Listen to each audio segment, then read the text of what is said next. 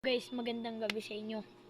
So, ako po ay newly senior scout pa lamang. Wala pa po akong investiture sa senior scout. So, ibabahagi ko lang po sa inyo kung paano maging isang senior scout. So, una lang po, i-recite nyo po ang Philippine National Anthem o Lupang Hinirang.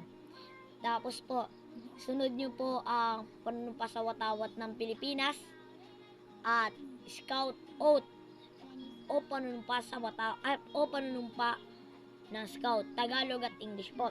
So next po ay yung Scout Law o batas ng Scout, Tagalog at English po. Tapos panatang makabayan.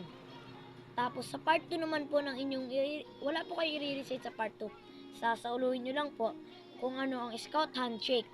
Ang Scout handshake po ay left. Left po lagi po ang ginagamit si Scout. Kada makakatapos po kayo ng board review, mag-handshake po kayo ng left.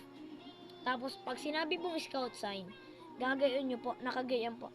Straight po, nakagayon. Tapos, pag sinabi pong scout salute, sa dulo po ng kilay ito. Yun po ay nakapiring po kayo ng scarf, yun po, doon nyo po gagawin. Tapos, sa part 3 naman po, i-recite nyo po ang complete meaning of Boy Scout of the Philippines, BSP logo meaning. Yun po lahat. Halimbawa po, saang bulaklak na hango, o saang bulaklak o halaman na hango, ang logo ng Scout. Yun po ay sa trefoil. Doon po nahango. Okay naman po. Ano po ang ibig sabihin ng 8 sinag ng araw sa Scout logo? Yun po ay sumasag-isag sa Maynila. Ganyan. Tapos, ang sunod nyo naman pong i-recite, yung Senior Scout Emblem. Yun po yung ibibigay sa inyo pag po kayo nakatapos na ng pa-member. O nakapasa na po kayo, yun po yung tinatakid pagkatapos nyo pong ma-investiture. Pagkatapos po i-investiture kayo, yun po yung itatakid sa inyong type A. Tapos sunod po, World Scout logo. Yun po yung nakalagay sa dito po ng type A. Yung kulay violet po. Yun po, sasauluhin nyo po lahat yun. I-recite nyo po, yun po yung may ipapakita sa inyo illustrate, ituturo po kung anong tawag dun. I-recite nyo po. Tapos, Senior Scout Code. Halimbawa, yan.